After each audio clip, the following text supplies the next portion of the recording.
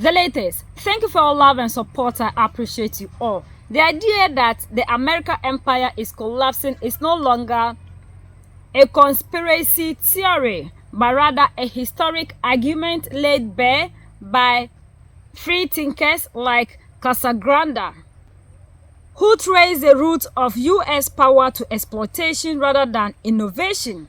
Long before Silicon Valley, Wall Street, or global tech giants, Americans' rise was fueled by slavery, land theft, and the systematic extraction of black labor. The wealth that built America's institutions, infrastructure, and global influence did not appear overnight. It was accumulated through centuries of unpaid labor and racial violence. Today, as economic inequality deepens, global influence weakens, and the internal division intensifies, the cracks in the empire are impossible to ignore. What we are witnessing is not a sudden fall, but the delayed consequences of an empire built on injustice. A lot of us still believe that the United States of America is a good guy because of what they always go around preaching to the world. Like currently we've seen what they came to Nigeria to do in the name of protecting Christians, and they claim that there is Christian genocide, and for that matter they just can't watch their brothers and sisters in Nigeria being taken out, while these same people are going to Venezuela, that is a Christian country, to be dropping on the same people that they claim they are protecting, all because they believe that President Nicholas isn't doing their bid and they are not having access to what they want. But a lot of us in Africa still believe the narrative of the United States of America. We still don't know that these people are playing with our minds, and they always present themselves to the world as a good guy. But when we look at the things that they have done in a lot of places, we know what they have done in Libya, Vietnam, and a lot of places. So the history of empires are that usually as they start to go into decline, they start to thrash about. Because they're trying to hold it together somehow, and it's not working. You have power, you have wealth, and it's slipping from you, and you're trying to hold on. So it's reaching for other ways to create that influence as it's losing the influence. I want to put a simple idea to you, and you tell me what you think. And it is this feeling that the world right now rewards strength, hard power, whether it's economic or military, a lot more than it has in quite a while. And inversely, soft power, the ability to lead or influence through your ideas and values, that has no currency. That gets you almost nothing in 2025. And that Donald Trump is right in the middle of this shift. How do you feel about that proposition? Yeah, it's definitely partly true. Why I hesitate is I don't think Trump is the beginning. I think it started before Trump. I think Trump has taken it in a way that maybe nobody had expected it to go. Part of Reagan's administration was trying to overcome what he called the Vietnam syndrome, which was this belief that the Vietnam defeat for the United States left this bitter taste in the American voter, and they didn't want to do war ever again. So he spent his 8 years trying to figure out how to get us a win, thinking if the American voter experienced a military victory, they would like war again. And of course he failed, right? And he ends up doing this disaster in Lebanon and then tries to make up for it with Grenada, and nobody bought it. George Bush Sr. comes in and he's got the same kind of attitude, and he gets 2 wins, Panama and then Iraq. And so in a way, that was some of the momentum that led us to this moment. Bill Clinton decided with the fall of the Soviet Union that since the United States was now the hegemonic superpower, that the United States didn't need to play the kind of game it had been playing in the Cold War, that it could sort of rest on its laurels that it had won victory. But he did something that I think in retrospect was pretty catastrophic. And then George Bush Jr. comes along and tears up the world order by doing the second war in Iraq without getting the consent of the UN, without getting the world on board. It was the end of the international order that the United States had spent so much time creating after World War II, which was that there was at least going to be the pretense of international law. It didn't mean we had to actually do it, but we're going to at least pretend we were doing that. And then I think Obama tried to restore the old system and he mostly failed, and he in fact increased the number of wars the United States was in. And then I think Trump thought all of that was permission for him to come in and play the kind of game that he's been playing, which I think it isn't just that he acts like he's a mob boss, because he does, right? It's all about you need to comply or I'm going to hurt you. I think he just doesn't understand the system. So, he came into a game and it was a chess game, and he's trying to play checkers. And the only thing he knows is to go in and ask for concessions and try to bully you into submission, because he doesn't understand the other game, which was much more complex. My algorithm is giving me a lot of talk on empire, usually about the decline of empire and drawing parallels between the U.S. and a declining empire. Do you see that? So the history of empires are that usually as they start to go into decline, they start to thrash about. Because they're trying to hold it together somehow, and it's not working. You have power, you have wealth, and it's slipping from you, and you're trying to hold on. So it's reaching for other ways to create that influence as it's losing the influence. And it's shocking to me, because I don't understand why they thought this was the way to do it. I'm going to hit you with 50% tariffs. Like, it's so, it's such a failure of diplomacy. You're threatening directly the global economy because you want a concession out of somebody. It's like what a mob boss does. It's not what a diplomat does. It's not what a politician does. And it looks weird, but also the stakes are so high. I want to drill down on soft power a little bit. And to make sure everybody's on the same page, this was a notion developed by the political scientist Joseph Nye in the 90s, and it's the idea that you can co-opt rather than coerce. Did the U.S. have soft power? And does it still have soft power under Donald Trump? So the U.S. definitely had soft power even before the concept came into being. And that's what the Marshall Plan was, right? We'll help Europe rebuild after World War II, with the understanding that on the other end you owe us your allegiance. We'll set up a boogeyman, the Soviet Union, and we'll scare the world around Joseph Stalin because his mustache was so frightening. And then we'll pretend that we're there to stop him from being aggressive. And so, we played a really good marketing game. And so much of the world bought into it, and still does. There are still plenty of places and plenty of people that think, well, the U.S. is still the world's good guy. You disagree? Oh, yeah. I think what we did in Iraq, for example, or Vietnam, show that we're definitely not the world's good guy. Our support for Israel owing genocide shows we're definitely not the world's good guy. I don't know that we ever have been, right? To create the United States, you had to genocide the Native Americans and then throw in African slavery to create the kind of economy that we have today. We benefit from that slavery. We've never done anything to compensate for that. The corner that I think would defend the U.S. as being the world's good guy or the world's better guy, maybe it's not good bad, it's better worse, would say, well, the U.S. was a beacon of democracy. The U.S. had humanitarian values that it exported, sometimes with violence, across the world, and that was still a positive influence. That would be the argument for the camp that says the U.S. is still the better guy. Yeah, I think that the United States really hurt its brand with the types of overthrowing democracies. We started in 1949 overthrowing al-Quwatli in Syria, and then we overthrew Mossadegh in Iran in 53, and then Arbenz in Guatemala in 54, and we murdered Patrice Lumumba in Democratic Republic of Congo. All these things that we were doing in addition to the war, none of that made the world a better place. It served to destabilize the world and make the world less of a good place.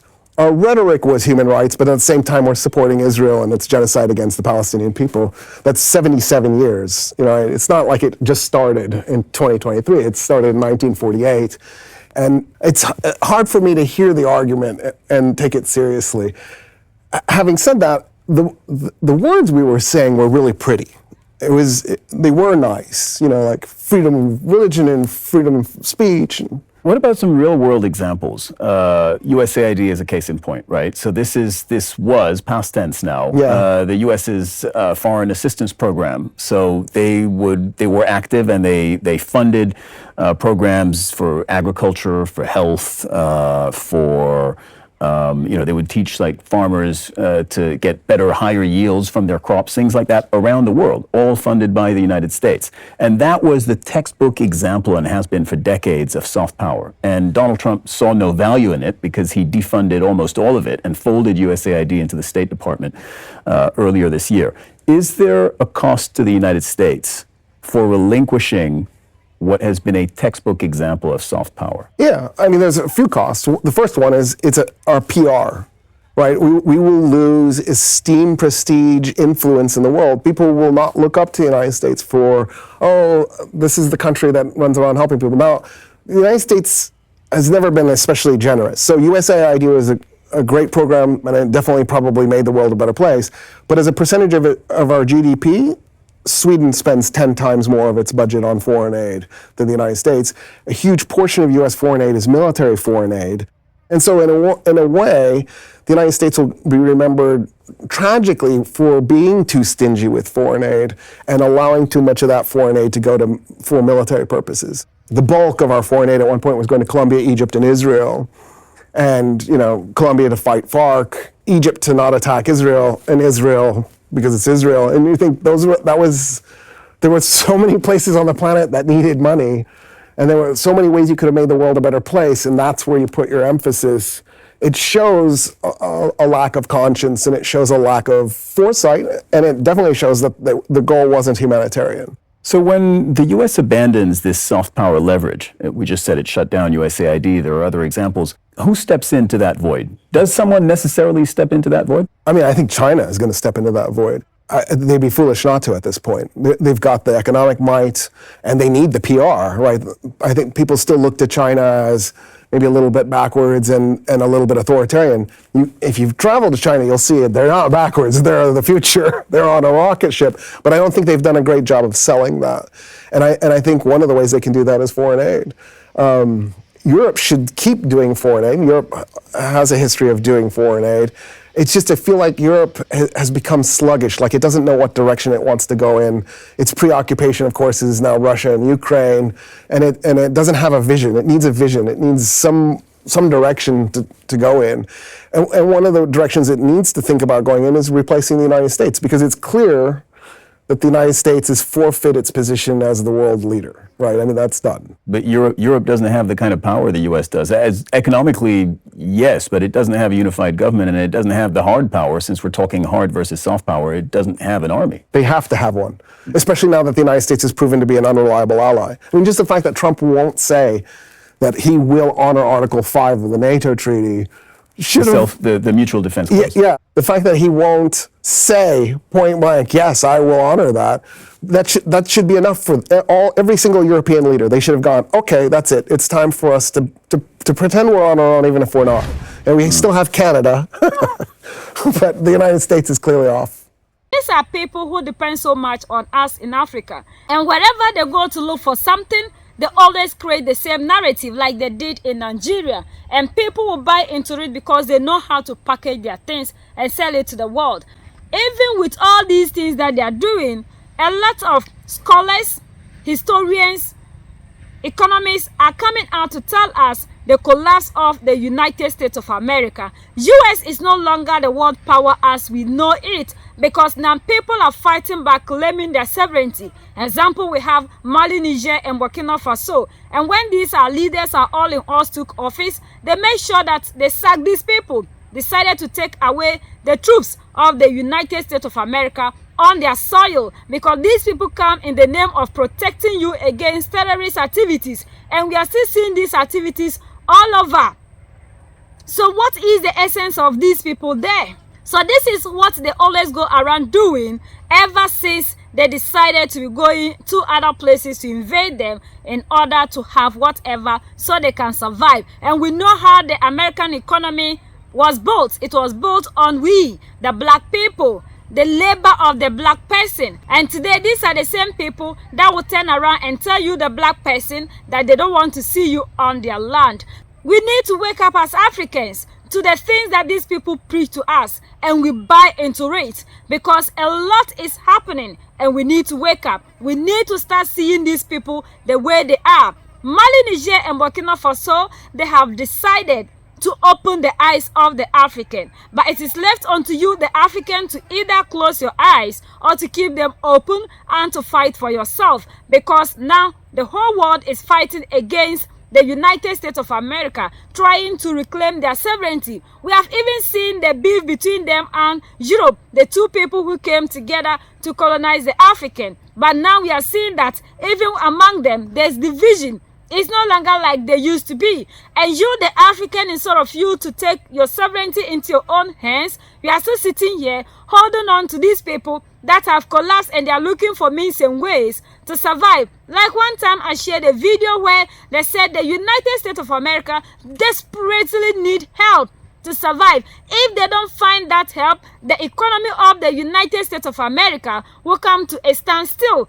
So all these pretense that there's this there, there's that there, they are going around protecting people, it's not true, because what they are claiming is happening in other countries is equally happening in the United States of America. We are seeing attacks on even children when they go for birthday parties, and a lot more things happening to other people in their own country. So, if they are not able to protect their own citizens, how on earth are they coming into Africa to protect us? So we, the Africans, must understand the game these people are playing on us, and we must believe so much in ourselves that we can do it. The African is rising, and these people are not happy. So they are doing everything possible to do away with you, the African. Like one time one of the professors said, you claim you have democracy. No, that they overlooked Japan, and today Japan is developed. So when it comes to Africa, they will never allow the African to have his or her way. They will make sure that if the Africans are rising to reclaim their sovereignty, they will wage war on us. Yet Africans will listen to all these things.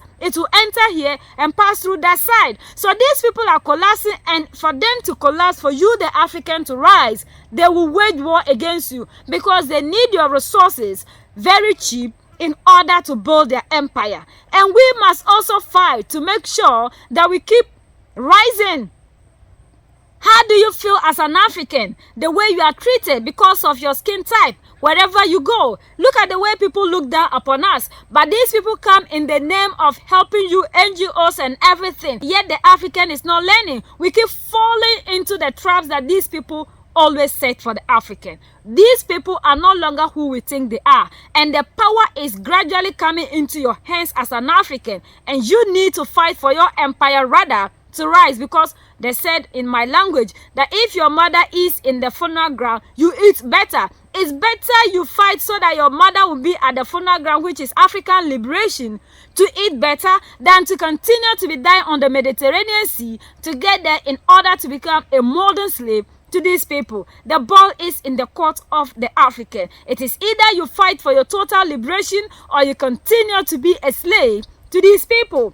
But if majority of you are still thinking you want to be slaves so that you can continue to worship your masters, then you can gladly move out of the continent of Africa, so that the few of us who want to fight for our freedom will remain here and fight, because we don't want to have you here who continue to be fighting against the progress of Africa. This is our motherland, and this is the only place as a black person you can only be accepted. There is no other place that you are dreaming of going that you can go there and call that place your home. The only place we have is Africa, and we must do everything possible in our power to fight for this empire to regain its strength, because we have ruled the world and we must rule again. It is in our hands as whether we fight to get to the top or continue to remain at the bottom. We are the only ones that can set ourselves free. United we stand, divided we fall, and united we keep standing forever and ever. The greatest enemy of the African is mental slavery. So let's decolonize ourselves from mental slavery. Let's keep sharing to educate our brothers and sisters. Together we make Africa great for ourselves and the next generations that are going to come. So that's the latest around the world and in the United States of America.